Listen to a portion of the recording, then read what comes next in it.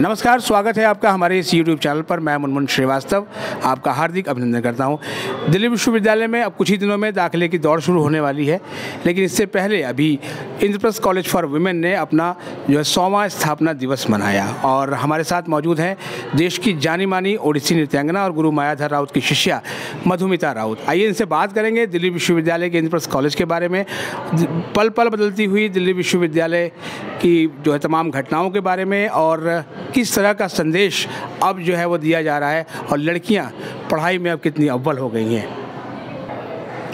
नमस्कार, धन्यवाद मुनमुन जी, बहुत अच्छा लगा आपसे मिलकर। और हाँ, मैं इंद्रप्रस्थ कॉलेज फॉर वुमेन में पढ़ी, मैंने वहाँ इंग्लिश ऑनर्स किया और उस वक्त माहौल बहुत ही सुंदर था। हम लोग we were rooted in Indian culture, हम लोग उड़ीसा दिवस मनाते थे, हर तरह के त्यौहार बहुत अच्छी तरह से मनाते थे और जो सारे हमारे टीचर्स लेक्चरर्स थे वो बहुत प्रोत्साहित दे यूज्ड टू एनकरेज कि हम इंडियन कल्चर को कैसे हाथ में पकड़ के आगे बढ़ें। बहुत ही अच्छा एक्सपीरियंस रहा है मेरा आईपी कॉलेज में, मैं I can not put it in words.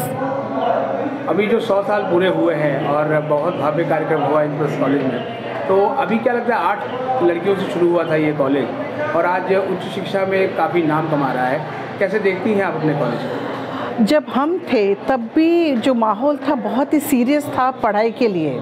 हमको एक्स्ट्रा करिकुलर एक्टिविटीज़ में एनकरेजमेंट मिलती थी, बट हमारे जो लेक्चरर्स थे, टीचर्स थे, वो काफ़ी सीरियस थे हमारे एकेडमिक्स को लेकर। और बहुत अच्छी बात है कि वो हमको एक्स्ट्रा आवर्स भी देते थे क्लास के बाद। स्टाफ रूम में हमारा हर वक्त स्वागत था कि हम कभी भी जाके कोई भी लेक्चरर के साथ बैठ के असाइनमेंट पूरा कर सकें। और उस वक्त भी बहुत होड़ मची होती थी आईपी कॉलेज में एडमिशन के लिए, अभी भी वैसा ही है। तो मुझे जो एक्सपीरियंस हुआ है कि over the years IP college और भी पॉपुलर हो रहा है एडमिशन के पॉइंट ऑफ व्यू से, और पढ़ाई भी बहुत अच्छी है वहाँ पर। हमारा psychological department, English department, they were number 1 during those years. आपका कौन सा कोर्स था मैम वहाँ पर? इंग्लिश ऑनर्स था मेरा। मीता बोस मेरी प्रोफेसर थी, कुमकुम संघारी थी, पूनम त्रिवेदी जी थी, अरुणा सितेश जी थी, इन सब के अंडर मैंने पढ़ाई की है। कोई आईपी से जुड़ी हुई कोई ऐसी बात जो आपको याद करती है, क्योंकि अब नए एडमिशन शुरू होने वाले हैं और बच्चे जानना चाहते हैं इंद्रप्रस्थ कॉलेज के बारे में? देखिए, सारे कोर्सेज बहुत अच्छे हैं, बट जब मैं पढ़ाई करती थी तो हमारा इंग्लिश ऑनर्स और साइकोलॉजी ऑनर्स ये बहुत डिमांड में थे। और ऑल्सो क्योंकि हमारा उस वक्त, मुझे अभी का नहीं पता, उस वक्त हमारा पूरे डीयू में एक ही कॉलेज था जिसमें स्विमिंग पूल था, तो वो एक बहुत अच्छा अट्रैक्शन था। और हमारा कैंटीन, मुझे इतनी अच्छी अच्छी बातें वहाँ की याद हैं कि हम भी जब भी कैंटीन जाते थे हम भैया को बोलते थे आप कॉफ़ी में एक्स्ट्रा चॉकलेट डालिए, एक्स्ट्रा चॉकलेट डालिए। और वहाँ के ब्रेड पकोड़े।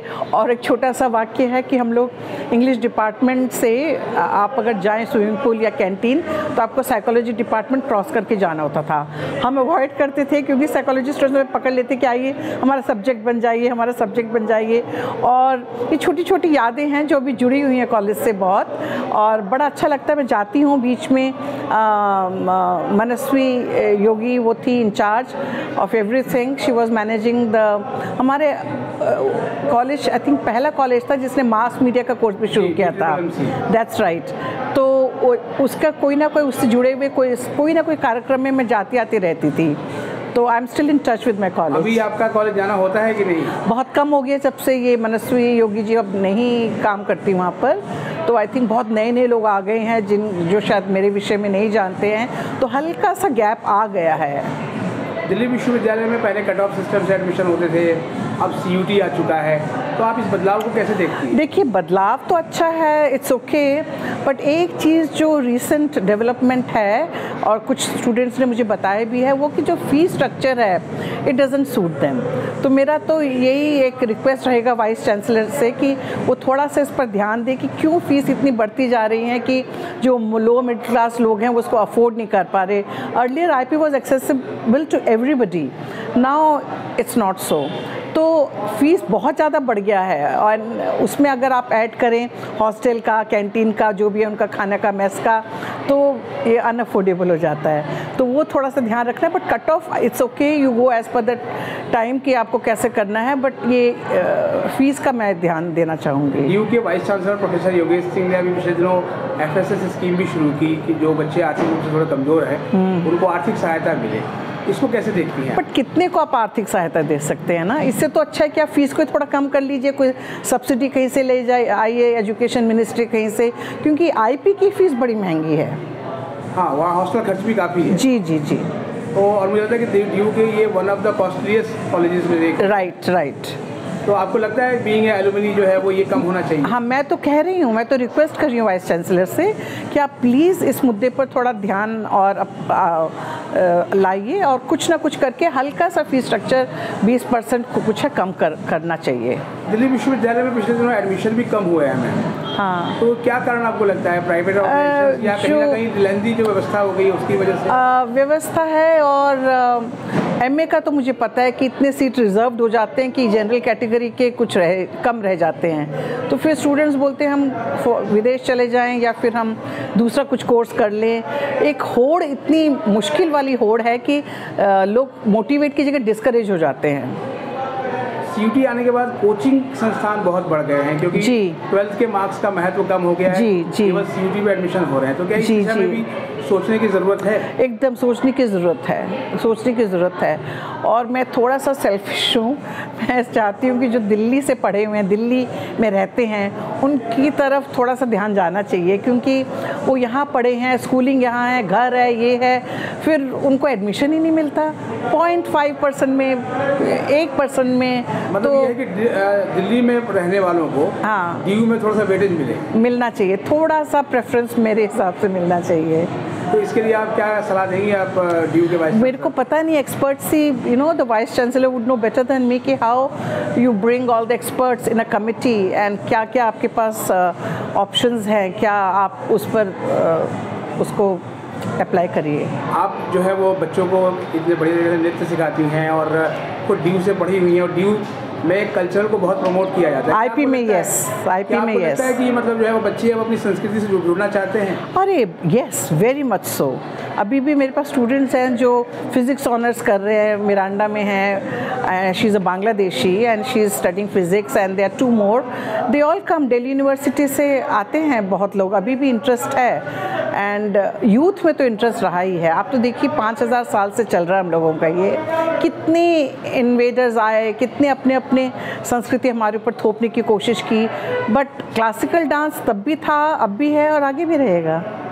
अभी जो आप गर्ल्स में देखती हैं, हर जगह जो है वो लड़कियां आ गए हैं। पिछले DU के कॉन्वोकेशन में भी डिग्री लेने वालों में लड़कियां सबसे अव्वल थी, IP यूनिवर्सिटी में भी लड़कियां सबसे ऊपर थी। हाँ, मैंने सुना। आपको लगता है कि जो गर्ल्स को लेके जो हमारी सोसाइटी में जो पुरानी सोच थी वो अब चेंज हो रही है? आप अगर हमारा पुराना इतिहास पढ़ें, जैसे गार्गी हैं, मैत्रेयी हैं, मतलब हम लोगों के यहाँ जो विमेन रही हैं वो हर वक्त अचीवर रही हैं, वो गुरु भी बनी हैं, आध्यात्मिक क्षेत्र में वो वॉरफेयर में भी अच्छी थी, बहुत रानी, जानते हैं आप झांसी की रानी, तो ऐसा नहीं है कि वो कभी किसी चीज़ में कम थी, कि हाँ बीच में एज यू नो कि बहुत इन्वेजन्स हुए जिसके लिए उनको थोड़ा पीछे रहना पड़ा, पर्दा में रहना पड़ा, बट अब तो सारी अपॉर्चुनिटीज़ हैं। अब तो हमारे PM भी बोलते हैं कि बेटी पढ़ाओ, बेटी को आगे बढ़ाओ, तो अब तो बहुत कुछ हो रहा है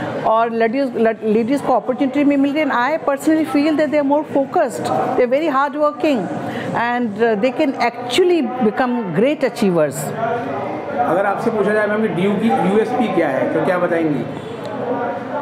DU की एक तो मैं 2-3 है मुद्दा। मेरे लिए घर है, तो सबसे पहला मेरा ये है कि मैं अपने घर के माहौल में हूँ। दूसरा, हमारी फैकल्टी बहुत अच्छी है, हमारे जो लेक्चरर्स प्रोफेसर रहे ग्रेजुएशन में, फिर मैंने अपना MA भी इंग्लिश में किया, तो I was very privileged and very fortunate कि हमारे जो टीचर्स और प्रोफेसर्स वो बहुत अच्छे रहे, वो मैं एक। और बहुत अच्छा, क्या मैं बोलूँगी, we have access to libraries, एक कैपिटल है, कॉस्मोपॉलिटन सिटी है, तो बहुत कुछ होता रहता है and you can never stop learning. Every day is something to learn from. आपके जो स्टूडेंट हैं वो ड्यू के स्टूडेंट भी हैं और आपको रोज़ फीडबैक भी देते हैं. एक जो बड़ी बात जो आप ड्यू के वीसी को कहना चाहेंगी फीस के अलावा वो क्या है? मैं यही कहना चाहूँगी कि जितने भी हमारे भारतीय सांस्कृतिक त्यौहार है वो DU बनाए अच्छी तरह से, और जो गर्ल्स को है वो एक स्पेशल होना चाहिए उनके लिए कि कोई प्रॉब्लम है या कुछ है उनको करने के लिए. और जैसे फ़ीस है it should be accessible to everybody. आपके ज़माने में जब DU में लड़कियां थी और आज की लड़कियां, क्या फ़र्क ज़्यादा दिखता है? आज की लड़कियां DU में ज़्यादा असर्टिव हैं. जब हम पढ़ रहे थे तब फिर भी वो अपना ड्रीम्स छुपा देती थी परिवार के लिए कि आज आपको विवाह करना है या आप ये नौकरी नहीं कर सकते. तो the girls is to give in to an extent. But आजकल ऐसा नहीं है. They all know of their rights and they like to go as per their wishes and their dreams. ये मैं देख रही हूँ. बहुत बहुत धन्यवाद मुझे हमें समझ देने के लिए.